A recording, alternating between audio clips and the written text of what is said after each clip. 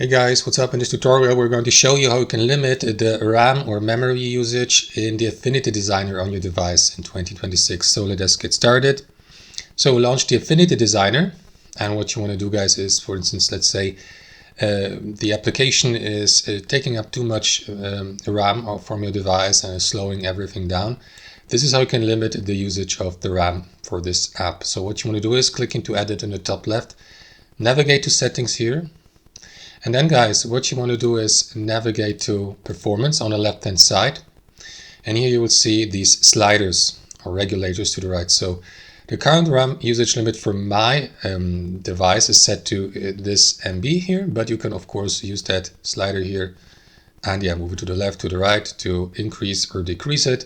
You can also do the same for the disk usage warning, for example, at a specific limit. And that's it.